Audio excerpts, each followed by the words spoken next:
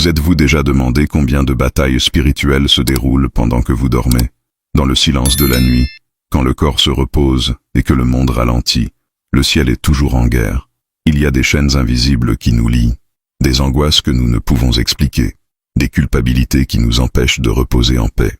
Et c'est précisément à ce moment où les yeux se ferment, mais l'âme reste agitée, que la prière devient une arme puissante et irremplaçable.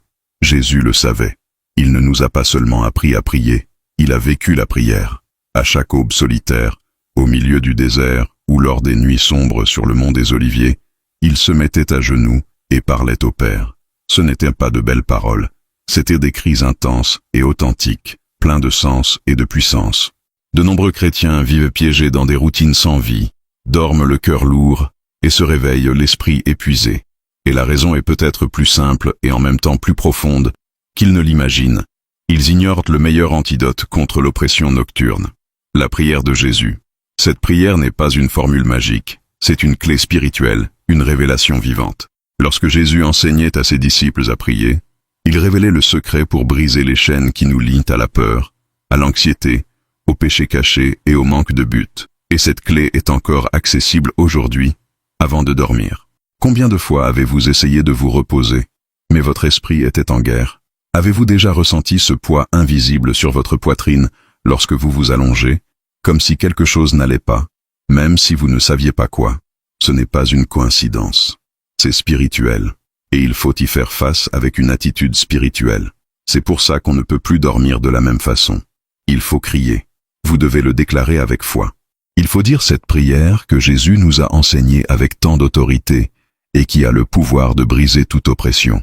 Ce n'est pas seulement une prière, c'est une déclaration de guerre contre tout ce qui tente de vous voler votre paix et votre communion avec Dieu.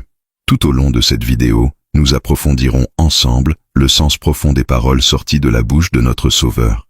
Chaque phrase, chaque mot de la prière de Jésus est porteur de guérison, de libération, de renouveau. Et le plus impressionnant, cette prière s'adapte à chaque bataille à laquelle nous sommes confrontés aujourd'hui. Elle devient un bouclier contre les agressions nocturnes, une lampe pour éclairer les chemins de l'âme, un baume pour les cœurs en détresse. Jésus n'a pas dit « Quand tout va bien, priez ». Il a dit « Quand vous priez, priez ainsi ». C'est un impératif, c'est une urgence. Parce qu'il savait que la prière serait notre lien avec le ciel, notre façon de résister au mal et de trouver la paix même au milieu des tempêtes. Il ne s'agit pas de religion, il ne s'agit pas de formalité. Il s'agit de survie spirituelle, à propos du sauvetage de la foi vivante, de la relation avec le Père, de la conscience que nous sommes tenus par des promesses éternelles. Ne vous endormez pas avec votre âme ouverte à l'ennemi, comblez les failles, renforcez votre esprit. Jésus nous a laissé l'arme la plus puissante, et maintenant c'est à votre tour de l'utiliser. Avant de continuer cette prière, je veux vous faire une invitation sincère. S'il y a quelque chose qui vous a enlevé la paix, s'il y a une situation dans votre vie, dans votre famille, dans votre cœur, que vous aimeriez être présenté à Dieu, écrivez votre demande de prière maintenant, dans les commentaires. Oui, écrivez comme si vous le lui remettiez. Peu importe que ce soit petit ou grand à vos yeux. Pour Dieu, c'est précieux. De nombreux frères et sœurs viennent chaque jour et prient ensemble, et je prierai aussi personnellement pour chaque demande laissée ici. Parce que la prière déplace le ciel, brise les chaînes, calme les tempêtes et transforme les réalités. Et lorsque nous prions les uns pour les autres, une puissance encore plus grande est libérée, car Jésus a dit « Là où 2 ou 3 sont assemblés en mon nom, là je serai ». La prière est plus que des mots. C'est le fil qui nous relie directement au cœur de Dieu. C'est le moment où l'âme s'abandonne, où la foi s'active et où l'impossible commence à se produire. Et Jésus nous a fait ce don. Une prière simple mais qui porte l'essence du royaume. Une prière qui redéfinit notre perspective, qui nous rappelle qui nous sommes, qui est notre Père et combien il prend soin de nous. Donc, si ce message a touché votre cœur jusqu'à présent, laissez votre like maintenant, car cela aide la vidéo à atteindre davantage de vies qui, comme vous, ont également besoin de direction spirituelle et de réconfort. Et si vous sentez que ce type de contenu renforce votre foi, abonnez-vous à la chaîne dès maintenant. Ici, vous trouverez toujours une parole vivante, pleine de la présence de Dieu, pour renouveler votre esprit et nourrir votre chemin. Et maintenant, c'est le moment de prier. Plaçons-nous ensemble devant le Père, avec foi, avec révérence, avec un abandon total. Fermez les yeux où que vous soyez, si vous le pouvez. Si vous ne pouvez pas, connectez-vous simplement à cette prière avec un cœur ouvert, parce que quelque chose de puissant va se produire. Quand la nuit tombe, ce n'est pas seulement le monde physique qui devient silencieux, l'environnement spirituel change également. C'est à ce moment-là, où la ville ralentit, où les bruits extérieurs cessent, et où chacun se retire dans sa chambre, qu'une autre réalité se manifeste, une réalité invisible, mais absolument réelle. Même si beaucoup pensent que l'heure du coucher n'est qu'une pause pour que le corps se repose, la vérité est qu'il s'agit de l'un des moments les plus stratégiques dans le domaine spirituel. L'obscurité n'est pas seulement l'absence de lumière, c'est symboliquement l'espace où s'intensifient de nombreuses luttes. Dans la Bible, nous trouvons plusieurs références sur le fait que la nuit est un moment où Dieu parle, mais aussi où l'ennemi se déplace. C'est pendant la nuit que les pensées prennent du volume, que les émotions non résolues de la journée résonnent le plus fort. L'oreiller devient un autel d'angoisse, de doute, de peur et souvent même d'accusations internes. Combien de personnes se couchent physiquement épuisées, mais ne parviennent pas à reposer en paix? Combien dorment avec un cœur agité, un esprit chargé, et au réveil, ils se sentent encore plus fatigués qu'en fermant les yeux? L'heure du coucher est le moment où l'âme rencontre ce qui est réellement stocké en elle. Et s'il n'y a pas de préparation spirituelle, s'il n'y a pas d'alignement avec Dieu, c'est peut-être la période où les portes s'ouvrent à des attaques qui passent inaperçues. La Bible nous montre que Jésus, même s'il était le Fils de Dieu, n'a jamais négligé cette période. Il s'éloigna de la foule, monta sur la montagne et pria. Je faisais souvent cela la nuit ou tôt le matin. Pourquoi? Parce qu'il le savait. Il comprit qu'avant que le corps ne se repose, l'esprit devait être renforcé, qu'avant d'affronter le nouveau jour, il fallait vaincre la nuit. Mais aujourd'hui, nombreux sont ceux qui ignorent ce principe spirituel. Ils dorment connectés aux mauvaises nouvelles, aux réseaux sociaux, aux conversations creuses et aux pensées négatives. Ils éteignent les lumières, mais laissent les vides spirituels allumés. Et c'est dans cet état que beaucoup s'endorment, sans se rendre compte qu'ils sont entrés dans une zone vulnérable, sans bouclier, sans armure, sans prière. L'âme n'est pas protégée. Et lorsque cela se produit de manière répétée, les effets apparaissent. Insomnie, rêves angoissants, anxiété matinale, sensation constante de lourdeur. Et tout cela est traité comme quelque chose de normal ou de psychologique, alors que, bien souvent, c'est spirituel. C'est pourquoi la prière avant de se coucher n'est pas un rituel religieux, mais une arme spirituelle. Lorsque nous nous agenouillons et remettons tout au Seigneur avant de fermer les yeux, nous reconnaissons que nous ne contrôlons pas la nuit, mais nous connaissons celui qui ne dort jamais. Nous disons, « Seigneur, garde mon esprit, protège mon cœur, surveille mon sommeil, parle-moi dans mes rêves. » La prière, en ce moment, c'est comme construire un mur invisible autour de votre maison. C'est comme si on éloignait la pièce de la présence de Dieu. C'est comme déclarer, « Cette nuit, aucune flèche de l'ennemi ne m'atteindra, car je suis caché dans le lieu secret du Très-Haut. » Et quand nous faisons cela avec foi, quelque chose change. L'atmosphère de l'environnement change. Le sommeil vient avec la paix, l'esprit repose en sécurité, et le lendemain commence avec légèreté, clarté et force renouvelée. Il n'y a rien de plus précieux que de savoir que pendant que nous dormons, notre Dieu combat pour nous. Il envoie des anges, il révèle des directions dans les rêves, il apporte la paix au cœur fatigué. Mais tout commence par un geste simple. Priez, parlez à Dieu. Reconnaissez que nous avons besoin de lui-même pour dormir. C'est pourquoi, dans cette vidéo, nous sauvons ce principe oublié. La prière que Jésus nous a enseignée ne se limite pas à la récitation par cœur. C'est un portail de soulagement, de libération et de véritable repos. Et c'est la nuit, dans la chambre, loin des distractions, qu'elle devient encore plus puissante. Alors ne vous endormez pas sans. Ne fermez pas les yeux sans d'abord ouvrir votre cœur. Vous ne savez pas ce qui peut se passer dans le monde spirituel pendant que vous dormez, mais Dieu le sait, et il veut vous agir, vous protéger et vous parler. Maintenant, je veux que vous commentiez ci-dessous quelque chose de simple, mais prophétique. Si ce message vous a parlé, écrivez « Seigneur, je remets ma nuit entre tes mains ». Et si vous avez déjà vécu quelque chose de surnaturel la nuit après la prière, partagez votre témoignage. Cela peut renforcer d'autres personnes qui ont également besoin de croire. Si vous le souhaitez, laissez également votre demande de prière dans les commentaires. Nous prierons avec vous et pour vous. Si vous êtes prêts, dites-nous dans les commentaires, ce soir ce sera différent. Parce que, au nom de Jésus, ce sera le cas. Jésus n'a jamais agi de manière impulsive. Chaque pas, chaque décision, chaque réponse qu'il a donnée au monde était précédée d'un temps passé seul avec le Père. Et cela nous révèle quelque chose que nous devons sauver de toute urgence. Il n'y a pas de véritable autorité spirituelle sans intimité. Jésus, même s'il était le Fils de Dieu, n'a pas abandonné la prière.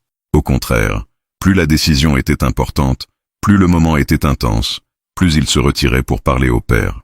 Il nous a montré, par sa propre vie, que la vraie force ne vient pas de la visibilité, mais de l'invisible. Cela ne vient pas de ce qui se fait en public, mais de ce qui se construit en secret. Avant de choisir les 12 disciples qui allaient changer l'histoire du monde, Jésus a passé toute la nuit en prière. Avant de marcher sur l'eau, il a prié. Avant d'affronter la croix, il a transpiré du sang à Gethsémani, criant dans une profonde angoisse, mais s'est complètement abandonné. Cela nous enseigne que la préparation spirituelle pour les jours difficiles ne commence pas au milieu de la tempête, mais avant qu'elle n'arrive. Et c'est là que beaucoup échouent. Ils essaient de résister à la mauvaise journée sans s'être renforcés lors de la journée ordinaire. Ils attendent des réponses immédiates sans avoir cultivé une relation continue avec Dieu.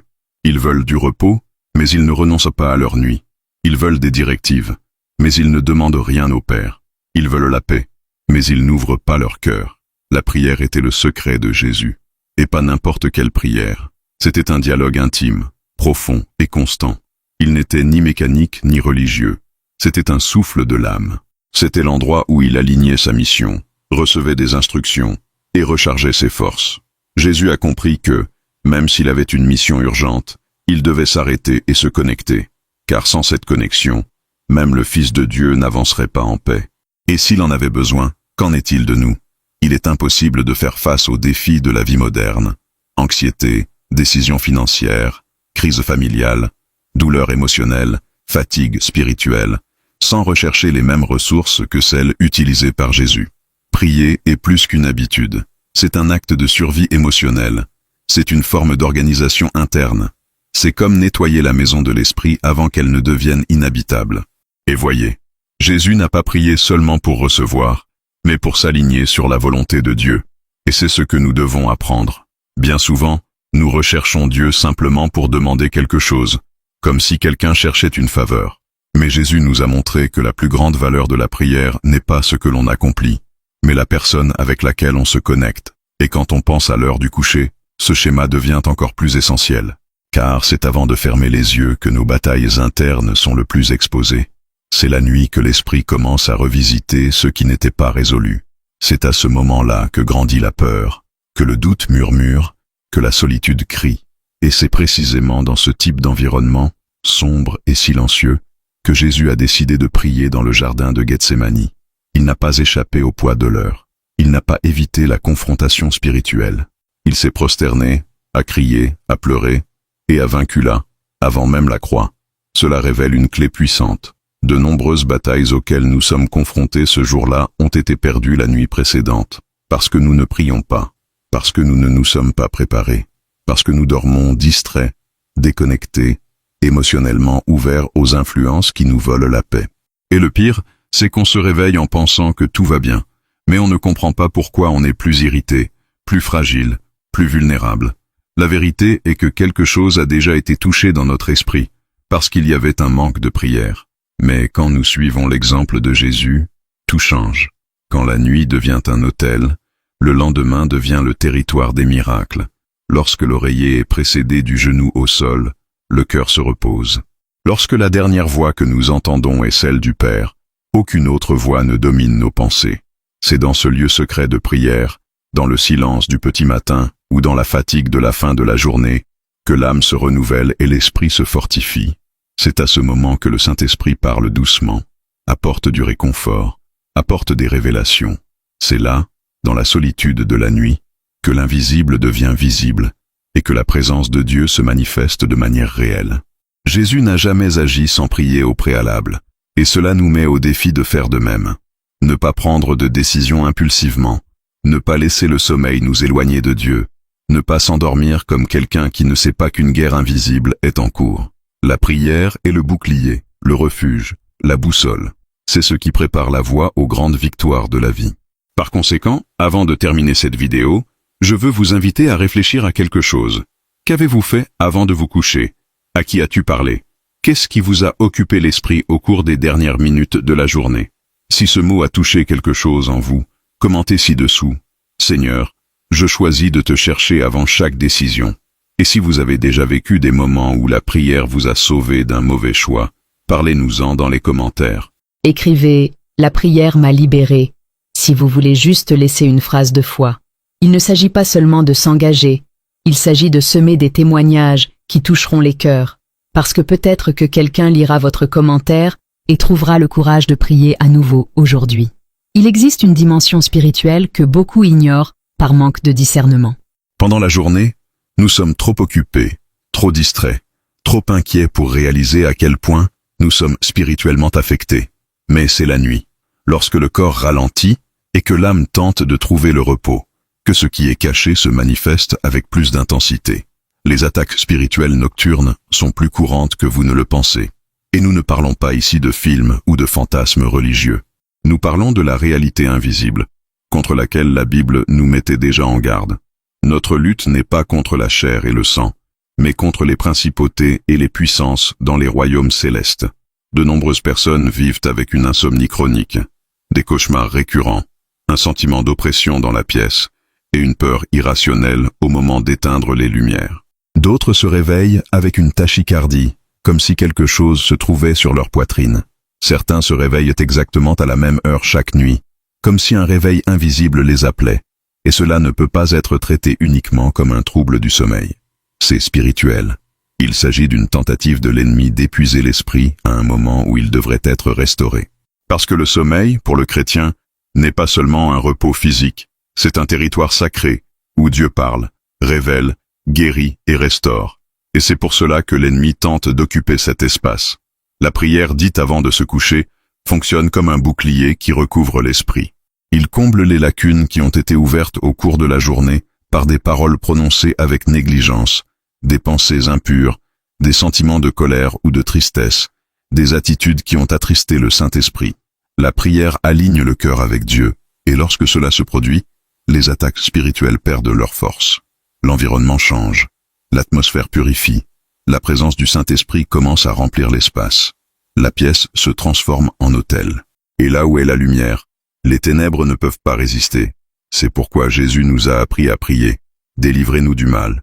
Cette partie de la prière n'est pas décorative, c'est un plaidoyer pour une protection spirituelle. C'est un cri qu'il faut faire tous les jours, surtout avant de se coucher, parce que le mal agit lorsque nous sommes distraits, vulnérables, déconnectés de la présence de Dieu. Et rien ne nous rend plus attentifs spirituellement que la prière.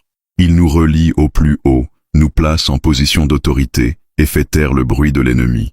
Le Saint-Esprit trouve alors un espace pour servir, consoler, révéler et reposer l'âme. Avez-vous déjà essayé de prier avec ferveur avant de vous coucher? Avez-vous consacré votre esprit et vos rêves au Seigneur? Avez-vous déclaré que la chambre est un territoire de paix, qu'aucun esprit étranger ne peut toucher votre maison, votre famille, votre sommeil? Faites-le aujourd'hui. N'attendez pas une autre nuit de tourments pour agir. La prière est votre droit, c'est votre protection. C'est le bouclier que les yeux ne peuvent pas voir, mais que le monde spirituel reconnaît immédiatement. Et si vous voulez que votre maison soit un refuge, commencez par ce geste simple. Pliez les genoux, élevez la voix ou parlez simplement en silence, mais parlez à Dieu. Maintenant, partagez-le ici dans les commentaires. Seigneur, couvre ma nuit de ton bouclier. Et si vous avez fait l'expérience d'une libération des cauchemars ou des crises nocturnes grâce à la prière, laissez votre témoignage. Ou écrivez simplement « Ma maison appartient au Saint-Esprit ». C'est une déclaration prophétique puissante. Dormir est un acte naturel, mais beaucoup le font d'une manière spirituellement dangereuse. Se coucher sans avoir d'abord purifié son cœur, c'est comme laisser une porte entr'ouverte pour que l'ennemi puisse entrer. La blessure, l'orgueil, le ressentiment, l'envie, l'anxiété et même la fatigue non résolue sont comme des brèches qui donnent accès à des tourments invisibles. Lorsqu'une personne dort le cœur lourd, l'esprit ne se repose pas. Il se bat, même inconsciemment. Et le résultat apparaît le lendemain. Vous vous réveillez fatigué, irrité, déconnecté de Dieu. Cela se produit parce que l'âme a passé la nuit en conflit et non en communion. La Bible dit que nous ne devrions pas laisser le soleil se coucher sur notre colère. Cela signifie que nous ne pouvons pas nous endormir avec des problèmes émotionnels ou spirituels. Nous devons libérer le pardon. Nous devons nous vider. Nous devons avouer. Parce que ce que nous cachons dans notre cœur pendant la journée devient la nourriture de l'ennemi pendant la nuit. Et ne vous y trompez pas. Il sait explorer exactement le point que vous n'avez pas résolu. Une douleur non traitée se transforme en brèche. Et quand cela arrive, même les rêves peuvent être manipulés. Par conséquent, la prière avant de se coucher revient à nettoyer l'âme. Il organise les sentiments, soulage les poids, dissout la culpabilité. Elle met les choses en ordre. Et plus encore, cela remet entre les mains de Dieu ce que vous ne pouvez pas contrôler. Dormir sans prier équivaut à porter une valise pleine de pierres comme oreiller. Vous pouvez même vous allonger, mais vous ne pouvez pas vraiment vous reposer. Jésus n'a jamais dormi avec un cœur amer. Même en sachant qu'il serait trahi, même en sachant que beaucoup le rejetteraient, il s'est retiré pour prier. Il a placé ce qu'il ressentait devant le Père. Il cherchait du réconfort là-haut. Il n'a pas porté seul le fardeau de l'humanité. Il l'a tout déversé dans la prière. Et c'est ce que vous devez faire. Avant d'éteindre la lumière, allumez la foi. Parlez à Dieu. Donnez-lui ce qui vous pèse. Pardonnez. Libérez. Et puis, repose en paix. Commentaire ci-dessous. Seigneur, purifie mon cœur avant de dormir. Et si vous avez déjà fait l'expérience d'une libération émotionnelle grâce à la prière nocturne, dites, la prière m'a guéri. Remplissons les commentaires de déclaration de libération. Parmi tous les enseignements de Jésus, aucun n'était peut-être aussi pratique, profond et puissant que le Notre Père. Ce n'est pas une simple répétition de belles paroles, c'est une carte spirituelle pour ceux qui souhaitent vivre en paix, marcher avec équilibre et dormir en communion avec Dieu. Jésus ne nous a pas simplement suggéré de prier ainsi. Il a dit, « Quand vous priez, priez comme ceci. » C'est un commandement. C'est une invitation à accéder au cœur du Père avec des paroles qui portent une structure céleste. Chaque partie de cette prière a été conçue dans un but précis. Nous commençons par reconnaître la paternité de Dieu, notre Père qui est aux cieux. Cela change déjà tout. Nous ne parlons pas à un être lointain, mais à un Père présent. Cela crée de la sécurité. Et lorsque cette sécurité remplit le cœur, la peur se dissipe, l'esprit se repose. Ensuite, nous déclarons que son nom est saint, que sa volonté est souveraine, et que nous voulons que son royaume se manifeste ici, maintenant, dans nos vies, dans nos maisons, dans nos jours et dans nos nuits. Nous demandons du pain, reconnaissant que tout vient de lui. Nous demandons pardon, reconnaissant que nous avons besoin de grâce. Nous demandons la délivrance, reconnaissant qu'il y a des batailles que nous ne pouvons pas voir. Et dans chaque ligne, il y a un principe. Il y a la libération. Il y a un soulagement. Dormir après avoir prié le Notre Père avec compréhension n'est pas une superstition. C'est une sagesse spirituelle. C'est comme aligner l'âme avec le ciel. C'est comme réorganiser les sentiments. C'est comme apporter la paix à l'intérieur. Jésus nous a donné cette prière non pas comme une formule, mais comme une direction. Et quand on l'utilise à cœur ouvert, il devient vivant. Cela se transforme en guérison. Et si vous n'avez pas prié ainsi avant de vous coucher, faites-le aujourd'hui. Mais ne vous contentez pas de répéter, méditez, vivez chaque mot. Ressentez chaque ligne. Et puis, repose-toi. Parce que lorsque la prière entre en jeu, le combat spirituel surgit. Si ce mot vous a semblé logique, commentez maintenant « Notre Père, qui est avec moi ce soir ». Et si vous avez l'habitude de faire cette prière fréquemment, témoignez ici dans les commentaires en disant « Cette prière m'apporte la paix ». Peu de mots ont autant de pouvoir que cette phrase « Que ta volonté soit faite ». Et pourtant, ce sont les mots les plus difficiles à prononcer honnêtement lorsque nous sommes confrontés à des décisions, à de l'angoisse ou à de l'incertitude. Jésus nous a appris à prier ainsi, non pas parce que c'était facile, mais parce qu'il savait qu'il n'y a de vraie paix que lorsqu'il y a l'abandon. Seule l'âme se repose lorsqu'elle cesse de lutter contre le plan de Dieu. Et cet abandon, aussi difficile soit-il, commence en secret, commence au moment de la prière, surtout la nuit, quand tout devient plus clair à l'intérieur. À quelle fréquence l'anxiété nous empêche-t-elle de dormir ? Nous continuons d'essayer d'imaginer demain, de contrôler ce qui est hors de notre portée, de prédire les résultats, d'éviter les douleurs qui ne sont même jamais arrivées. Le cœur se débat, l'esprit s'emballe, le corps se fatigue, et l'esprit se tait. Mais lorsque nous nous arrêtons, respirons et prions, « Père, que ta volonté soit faite », quelque chose change à l'intérieur. La paix commence à occuper l'espace de tension. La présence de Dieu commence à faire taire les pensées envahissantes. Non pas parce que les problèmes disparaissent, mais parce que le cœur reconnaît qu'il n'a plus besoin de tout porter seul. Jésus a prié ainsi au moment le plus sombre de sa vie. Dans le jardin de Gethsémani, le poids de la croix reposait déjà sur lui. La douleur, l'angoisse, la peur, tout le pressait à l'intérieur. Et pourtant il a dit, « Père, si possible, éloigne de moi cette coupe, mais que ce ne soit pas ma volonté, mais la tienne. » Ce n'était pas seulement une prière d'obéissance, c'était une prière de confiance absolue, un abandon total du contrôle. Et si notre Sauveur avait besoin de faire cette prière pour faire face à la croix, qu'est-ce qui nous fait penser que nous pouvons affronter nos difficultés sans faire de même? La grande majorité des conflits internes qui nous privent de sommeil proviennent de la lutte entre ce que nous voulons et ce que Dieu permet. Et la prière qui nous libère n'est pas celle qui change la situation, c'est celle qui change notre attitude face à la situation. Lorsque nous prions sincèrement en disant « Que ta volonté soit faite », nous reconnaissons que nous ne savons pas tout, que nous ne voyons pas tout, mais nous faisons confiance à ceux qui savent et voient au-delà. C'est la foi, et la foi est le véritable oreiller de l'âme. Voulez-vous dormir paisiblement? Alors, remettez le contrôle. Avouez à Dieu que vous ne comprenez pas tout, que vous ne savez pas quoi faire, mais que vous voulez que sa volonté prévale. Faites-le aujourd'hui avant de fermer les yeux. Ne transportez pas sur votre oreiller les décisions qui appartiennent au ciel. Dieu n'est pas impressionné par nos projets.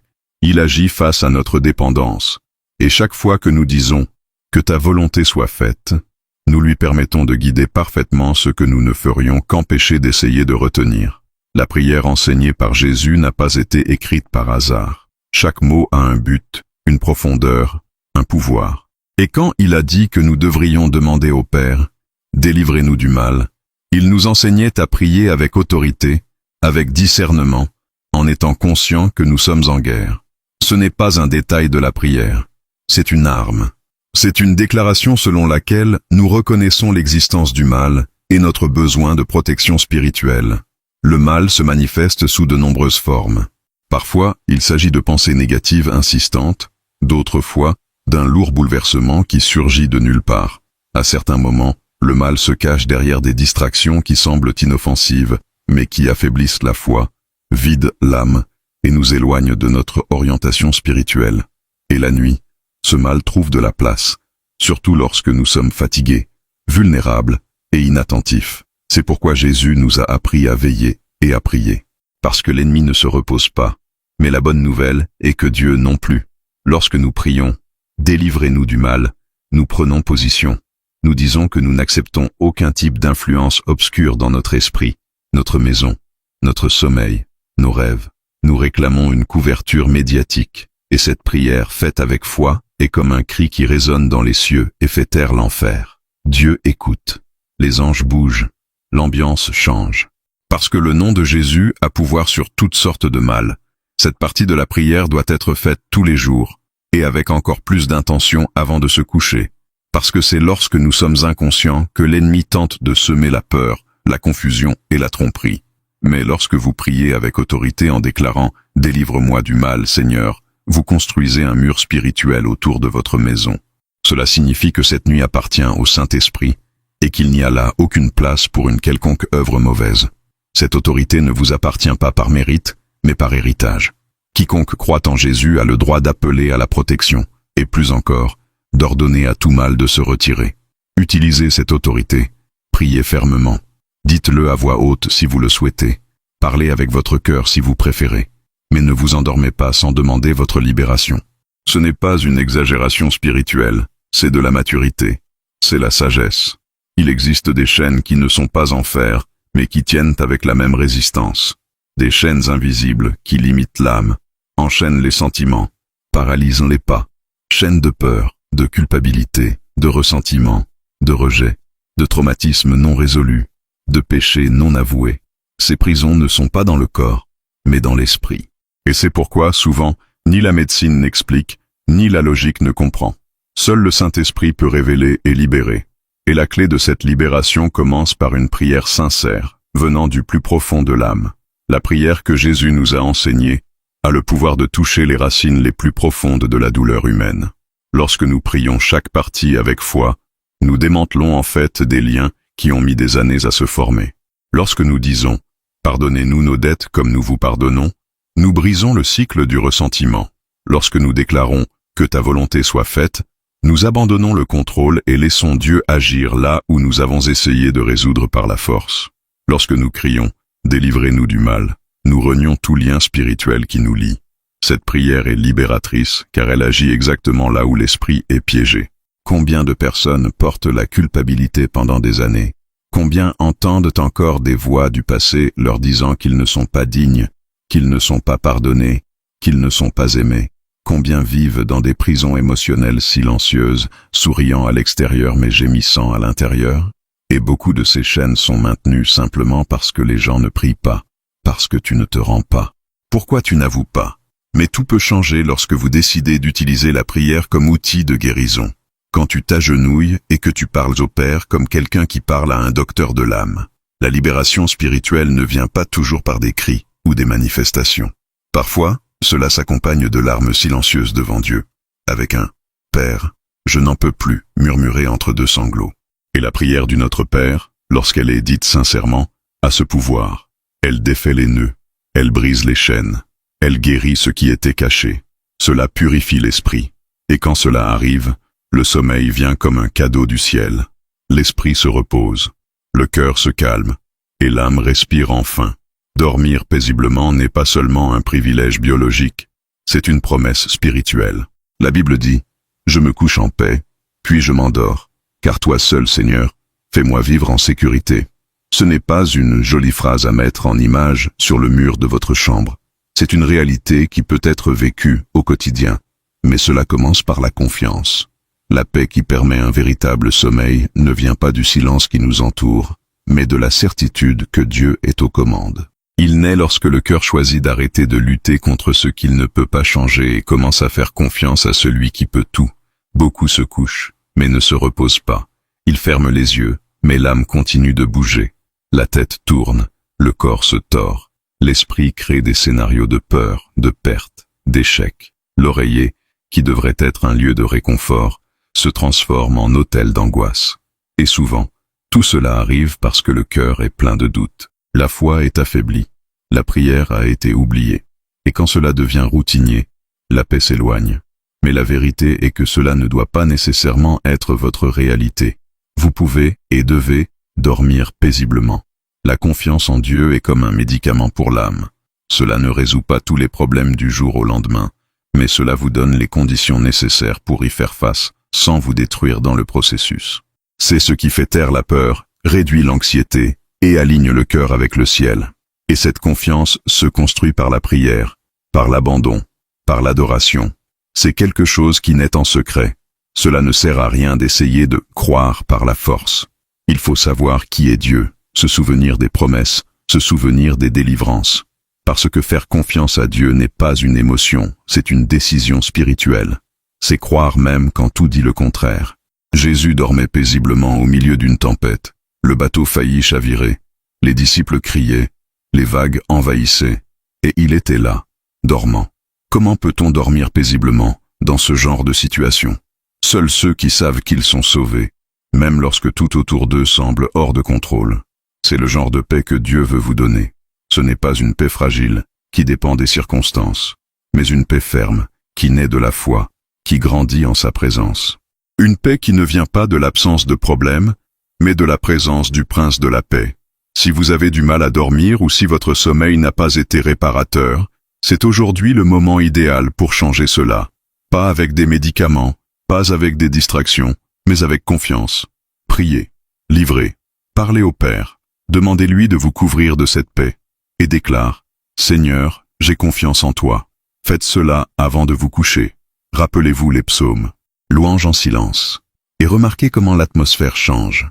La nuit a toujours joué un rôle particulier dans le cheminement spirituel des grands hommes et femmes de foi. Ce n'était jamais seulement un temps de repos, mais un terrain fertile pour des rencontres surnaturelles avec Dieu. Dans plusieurs parties de la Bible, nous voyons des personnes visitées par des révélations, des anges, des réponses et des instructions au milieu des ténèbres. Cela nous montre que la nuit est un moment de révélation, mais aussi de choix. C'est lorsque le monde est silencieux que le ciel parle le plus clairement. Et c'est là que la prière devient encore plus puissante. Jésus a prié la nuit. Il se retirait dans des endroits solitaires pendant que tout le monde dormait. Il s'est déconnecté des distractions et s'est connecté avec le Père. David, dans les psaumes, dit que la nuit, il chantait et criait. Ses larmes mouillaient le lit, mais sa foi restait vivante. Même blessé, même persécuté, il savait où chercher du réconfort. La nuit où je crie, je ne me tais pas, écrit-il. Cela montre qu'il n'y a pas de mauvais moment pour prier, et que la nuit est peut-être effectivement le meilleur moment. Paul et Silas, en prison, priaient et louaient vers minuit. Et c'est à ce moment précis que le sol a tremblé, les chaînes se sont brisées et les portes de la prison se sont ouvertes. Ce n'était pas pendant le service, ce n'était pas midi, il était minuit. Cela en dit long, parce que ce qui était censé être la fin de tout est devenu le début d'un grand mouvement. Et tout a commencé par la prière et la louange dans le noir. Daniel priait 3 fois par jour, et même s'il savait qu'il pouvait être jeté au lion, il maintenait sa routine de prière. Et quand il fut jeté dans la fosse, Dieu le garda.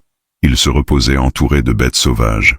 Et cela nous montre que la prière non seulement nous délivre, mais nous soutient lorsque la délivrance ne vient pas immédiatement. Sa nuit était sombre, oui, mais la présence de Dieu éclairait chaque seconde. Ces témoignages ne sont pas dans la Bible uniquement à titre d'inspiration. Ils sont là pour activer quelque chose en nous, pour nous rappeler que les nuits les plus dures peuvent devenir des portails vers les plus grands miracles s'il y a la prière. Et que le silence du matin puisse porter le son le plus fort, le cri d'un fils qui a confiance dans le Père. La prière avant de se coucher n'affecte pas seulement ceux qui la prient. Il couvre la maison, elle couvre ses enfants, il couvre la maison. Lorsqu'un père ou une mère s'agenouille et crie vers Dieu pour la famille, quelque chose se passe dans le monde spirituel. La protection s'active, la bénédiction se manifeste, la paix entre comme un doux vent à travers les portes et les fenêtres. La maison cesse d'être un simple espace physique et devient un environnement spirituel gardé par des anges. Il n'y a pas de cadeau plus précieux que vous puissiez offrir à votre famille qu'une vie de prière constante, surtout la nuit. Parce que c'est à ce moment-là que les enfants ont le plus besoin de sécurité émotionnelle et spirituelle. Même ceux qui ne vivent plus avec vous, même ceux qui sont loin, continuent d'être touchés par vos prières. Dieu n'est pas limité par des murs ou des kilomètres. Il entend le cri du cœur d'une mère. Il répond à la prière d'un père qui, même en larmes, dit « Prends soin de mes enfants, Seigneur ». La Bible nous montre que des générations peuvent être bénies ou blessées par ce que font leurs parents en secret. Et quand vous décidez de vous lever spirituellement et d'intercéder, même si personne ne le voit, le ciel bouge. Vos enfants sont peut-être confrontés à des difficultés dont vous n'êtes pas conscient. Mais Dieu sait. Et quand vous priez, il agit, il protège. Cela se transforme. Il envoie des ressources, des personnes, des délivrances. De nombreux parents ne savent pas quoi faire d'autre. Ils ont déjà parlé, ils ont déjà conseillé, ils ont tout essayé. Mais peut-être que ce qui manque, c'est simplement la prière. Pas n'importe quelle prière, mais une prière persistante, quotidienne et fervente. Une prière qui dit « Seigneur, j'espère que tu prends soin de mes enfants mieux que je ne le pourrai jamais. » Cela brise les chaînes, cela ferme les portes au mal, cela rétablit les relations.